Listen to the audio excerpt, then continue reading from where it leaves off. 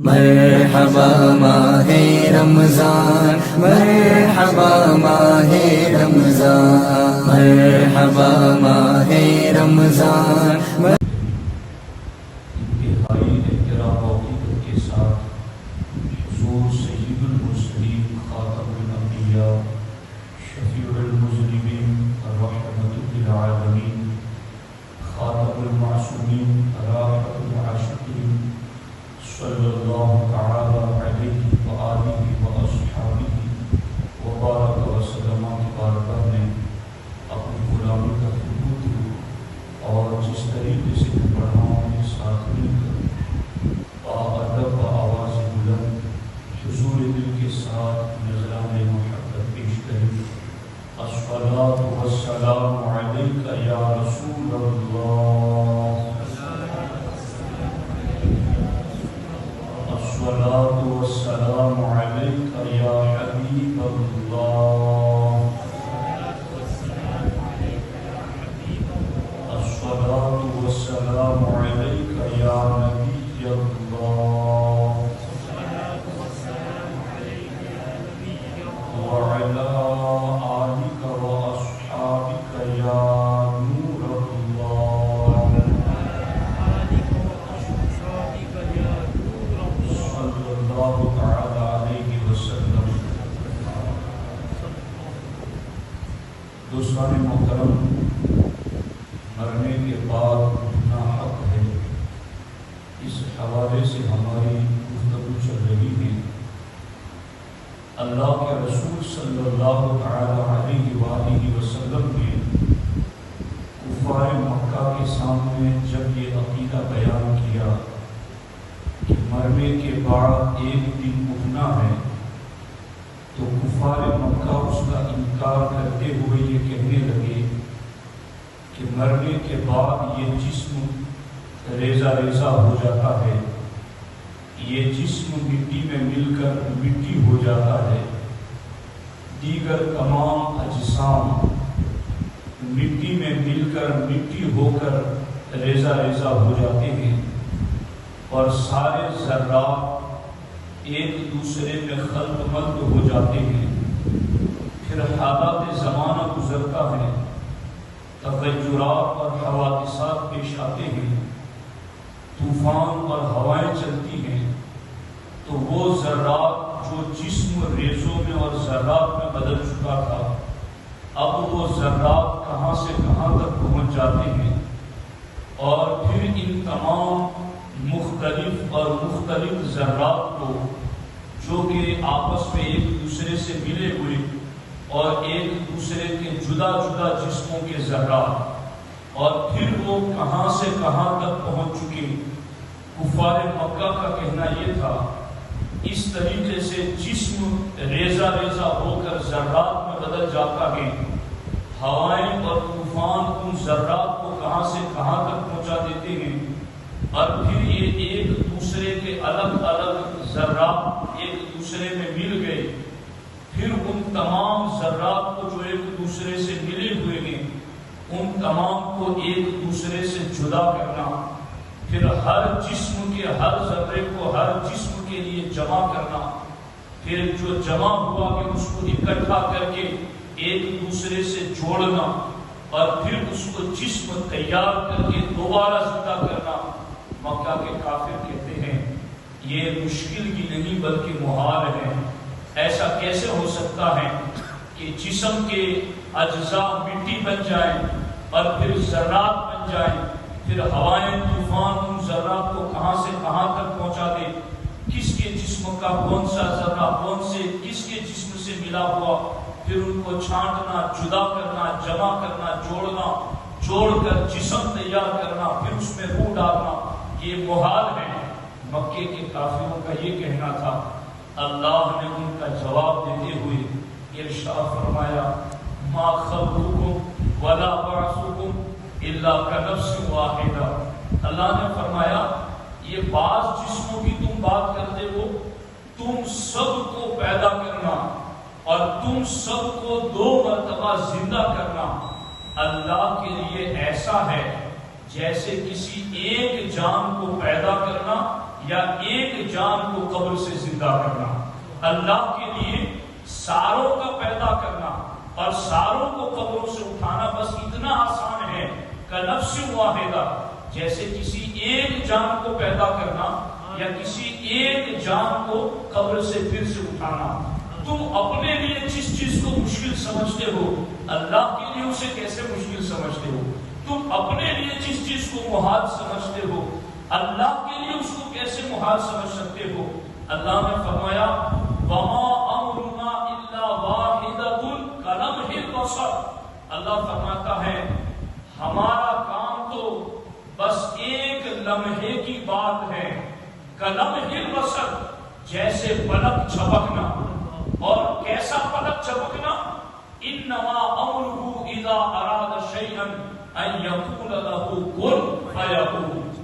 ہماری بات تو پلک جھپکنے جیسی ہے اور وہ بس اتنی ہے کہ ہم اگر کہہ دیں کن ہو جا فیکون تو وہ چیز فوراً ہو جائے۔ ہمارا امر، ہمارا حکم اور ہمارا معاملہ اتنا غالب ہے، تو تم اپنے لیے جس چیز کو محال اور مشکل سمجھتے ہو اسے رب کی قدرتوں کے سامنے محال نہ سمجھو۔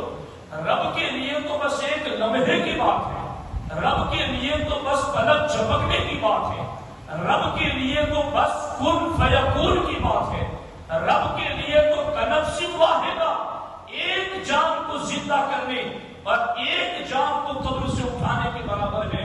تو اب اللہ رب العزت نے یوں کفار مکہ کو اس طرح کی ساری سرگزشت بتائی اور سمجھائی۔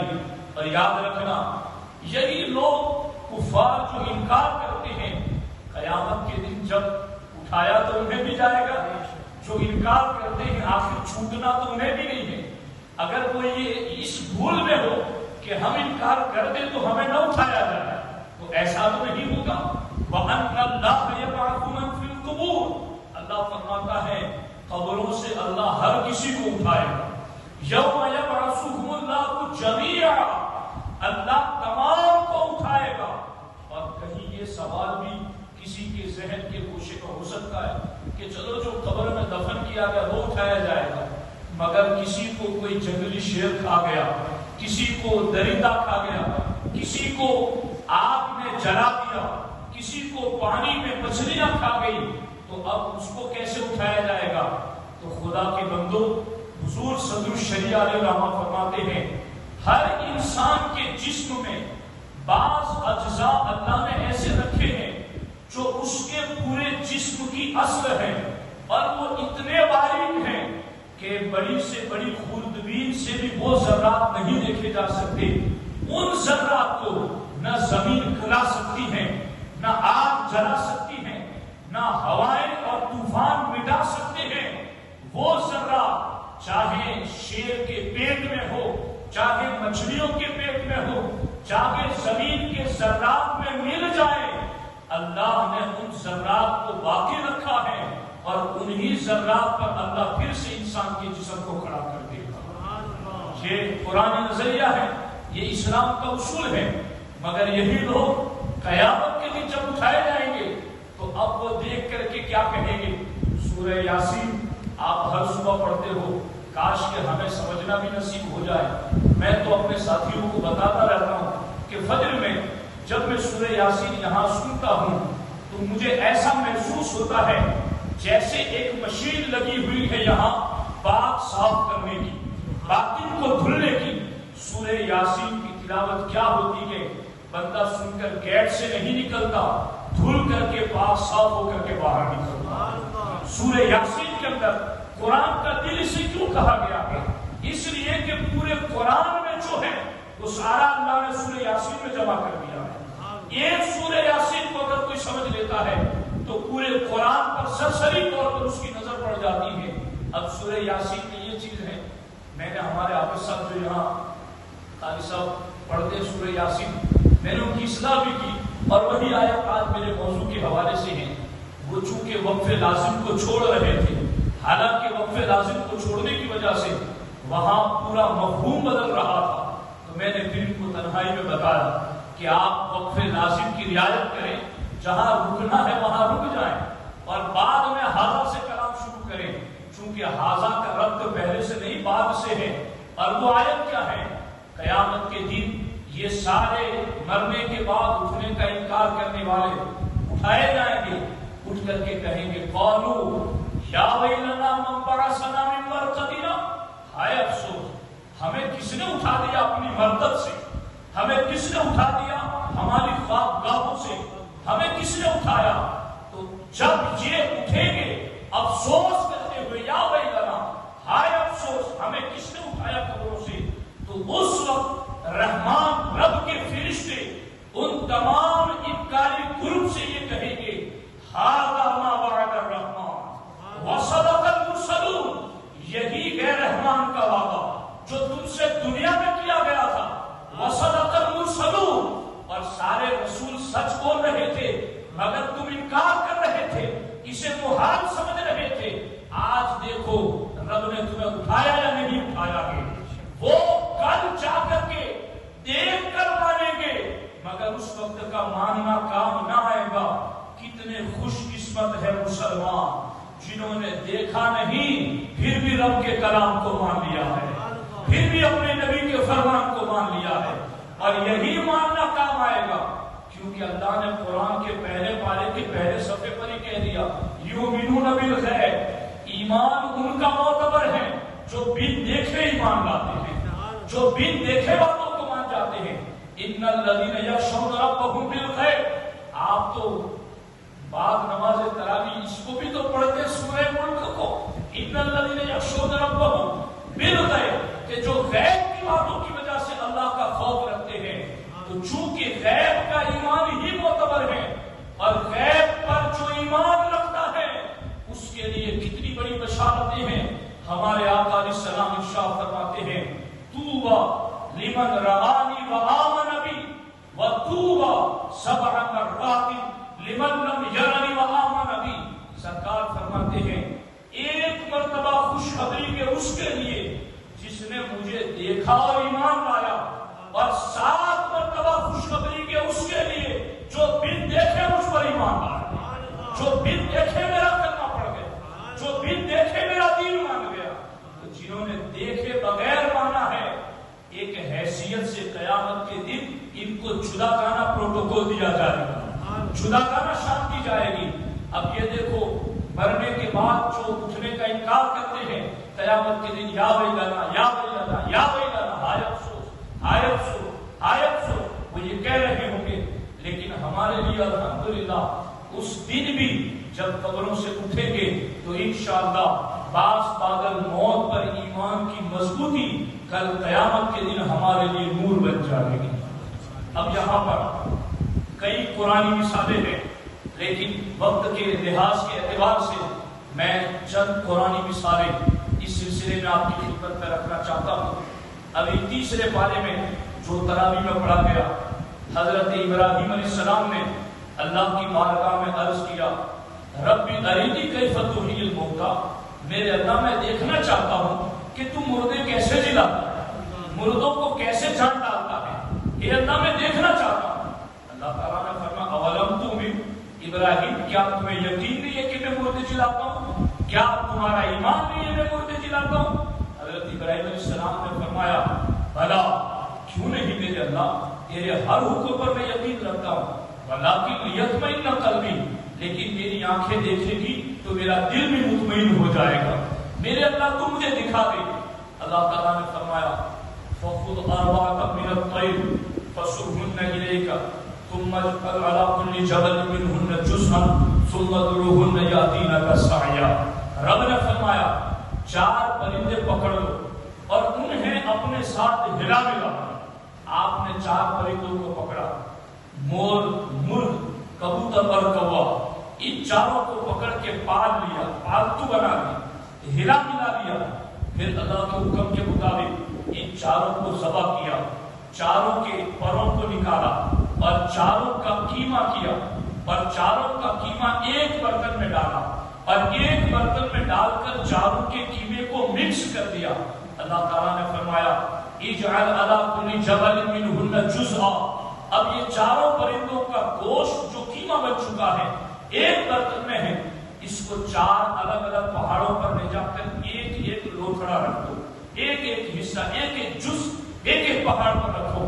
اب لوگ یہ کہتے ہیں نا کہ جسم کے اجزاء بکھر جاتے ہیں اور ذرات بن جاتے ہیں اور ذرات ایک دوسرے سے مل جاتے ہیں، تو ان تمام ایک دوسرے سے ملے ہوئے ذرات کو جدا کرنا، پھر ملانا، ملا کر جوڑنا، جوڑ کر تیار کرنا، پھر جان ڈالنا، یہ کیسے ہوگا؟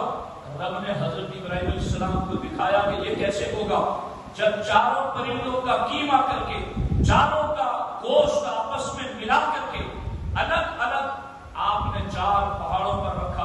اللہ تعالیٰ نے فرمایا ثم ادعوہن، اے ابراہیم اب ان پرندوں کا نام لے کر انہیں بلاؤ، یأتینک سعیا، تمہاری پکار پر ہر پرندہ لبیک کہتے ہوئے دوڑتے ہوئے چل پڑے گا، تو بلاؤ ان کو۔ حضرت ابراہیم علیہ السلام نے پہلے آواز دی ایھا الدیک، اے مرغ، جیسے ہی آپ نے کہا اے مرغ، تو چاروں پہاڑوں پر مرغ کی بوٹیاں جو الگ الگ پڑی تھی وہ ساری ہوا میں اڑ کر ایک دوسرے سے ملنا شروع ہو گئی، اور سارا جو الگ الگ پہاڑوں پر تھا سارا اڑ کر ایک دوسرے سے ملا، پورا جسم تیار ہوا، اس پر پر آ گئے، اور پھر حضرت ابراہیم علیہ السلام کے پاس ان کے سر موجود تھے، آپ نے بلایا تو سارا جسم دوڑتا ہوا آیا، آپ نے اس مرغ کا سر آنے والے جسم کے ساتھ جوڑا تو وہ بولنے لگا، چلنے لگا اور زندہ ہو گیا۔ آپ نے اس کے بعد کبوتر کو بلایا، مور کو بلایا اور چاروں کو بلایا، اور جس کو آپ نے بلایا اس کے گوشت کا جو حصہ جس پہاڑ پر تھا ایک دوسرے سے جدا ہو کر کے ملنے لگا، مل کر کے تیار ہوا، تیار ہو کر کے نبی کی طرف دوڑ کر آنے لگا۔ اللہ تبارک و تعالیٰ نے جب یہ منظر دکھایا تو حضرت ابراہیم علیہ السلام نے اللہ کی بارگاہ میں عرض کیا، میرے اللہ میں جان گیا کہ تو ہر شے پر قادر ہے، تو ہر چاہے پر قادر ہے۔ اللہ تبارک و تعالیٰ نے یوں ایک مثال دکھائی، دوسری مثال بھی عرض کر دیتا ہوں جلدی سے، اسی تیسرے پارے میں، اور جو ابراہیم علیہ السلام کا واقعہ ہے اس سے اوپر والی ایک آیت، او کالذی مر علی قریۃ وہی خاویۃ علی عروشہا، اس آیت کا پورا مضمون آپ پڑھ سکتے ہیں۔ حضرت عزیر علیہ السلام کے حوالے سے یہ بات ذکر کی گئی ہے، بخت نصر ایک کافر بادشاہ تھا جس نے بیت المقدس پر اس زمانے میں حملہ کیا اور پورے بیت المقدس کی آبادی کو ویران کر دیا، مکانات کو گرا دیا، کئیوں کو قتل کر دیا، جو باقی تھے ان کو غلام اور لونڈے بنا لیا، اور سارا شہر ویران ہو گیا۔ حضرت عزیر علیہ السلام اپنے گدھے پر سوار ہو کر کے اس بستی کے پاس سے گزرے تو آپ نے ویران بستی کو دیکھا، تو دیکھ کر کے آپ نے حسرت بھرے جملوں میں یہ کہا، انا یحیی ھذہ اللہ بعد موتھا، کہ اس شہر کو اب مر جانے کے بعد، ویران ہو جانے کے بعد کیسے زندہ کیا جائے گا۔ جب انہوں نے یہ کہا اللہ تعالیٰ نے ان کو بھی دکھانا چاہا کہ اللہ ویرانی کے بعد کیسے زندہ کرتا ہے، مردنی کے بعد کیسے حیات دیتا ہے، تو رب جل تعالیٰ نے یہ کیا کہ حضرت عزیر علیہ السلام صبح کے وقت سواری سے نیچے اترے، درخت کے نیچے لے گئے، سو گئے، فَأَمَاتَهُ اللَّهُ مِئَةَ عَامٍ، اللہ فرماتا ہے ہم نے 100 سال تک عزیر کو سلائے رکھا، 100 سال تک ان پر موت طاری کر دی، 100 سال گزر گئے، اور اس 100 سال کے اندر وہ شہر ایسا آباد ہوا کہ پہلے سے زیادہ بارونق ہو گیا، پہلے سے زیادہ آبادی، پہلے سے زیادہ پھل فروٹ، درخت، لہلہاتے ہوئے باغات، انسانی چہل پہل اور ریل پہ سارا پہلے سے زیادہ آباد۔ اب حضرت عزیر علیہ السلام جب سوئے تھے نا تو صبح کے وقت سوئے تھے، اب اللہ تعالیٰ نے شام کے وقت 100 سال کے بعد شام کے وقت انہیں اٹھایا۔ عزیر علیہ السلام جب اٹھے اللہ تعالیٰ نے فرمایا کم لبثت، عزیر کتنا سوئے؟ حضرت عزیر چونکہ صبح کے وقت سوئے تھے، شام کے وقت اٹھ گئے، داڑھی بھی کالی، جسم بھی جیسا تھا ویسا۔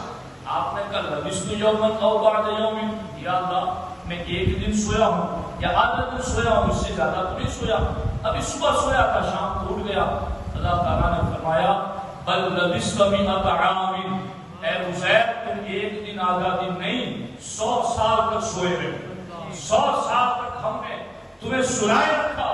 اللہ تعالیٰ نے فرمایا عزیر اگر دیکھنا چاہتے ہو تو انہیں 100 کیسے تمہیں سلایا؟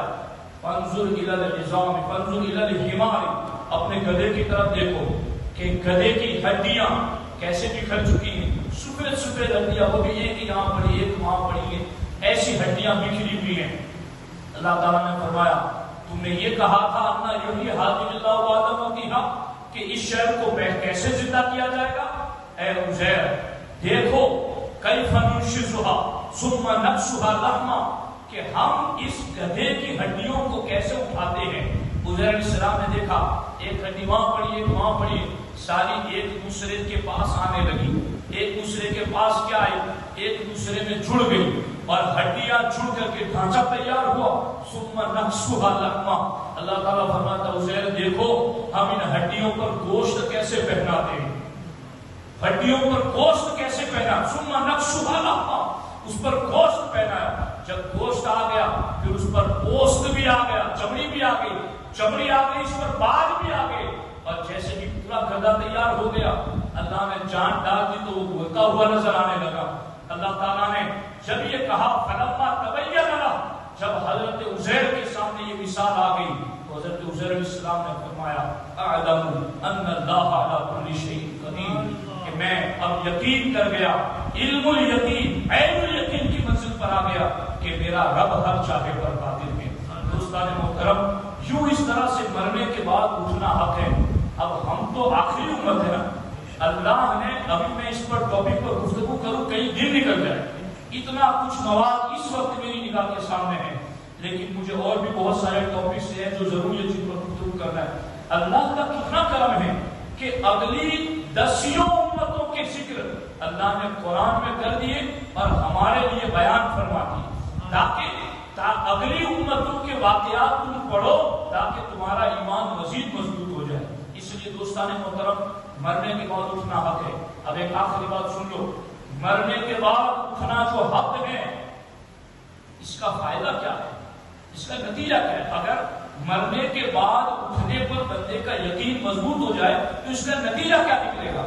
اس کے نتیجے کے انکار کی وجہ سے ہی کافر مرنے کے بعد اٹھنے کا انکار کر رہے تھے۔ کیا تھا نتیجہ؟ اللہ نے قرآن میں فرمایا زعم الذین کفروا ان لن یبعثوا، کافر یہ گمان کرتے ہیں کہ اٹھائے نہیں جائیں گے۔ بلا کیوں نہیں، بلا وربی کیوں نہیں، اللہ ضرور اٹھائے گا۔ لتبعثن، صبح ضرور اٹھایا جائے گا۔ ثم لتنبؤن بما عملتم، پھر تمہارے سارے کرتوت اللہ تمہیں بتائے گا، سارے اعمال تمہیں بتائے گا۔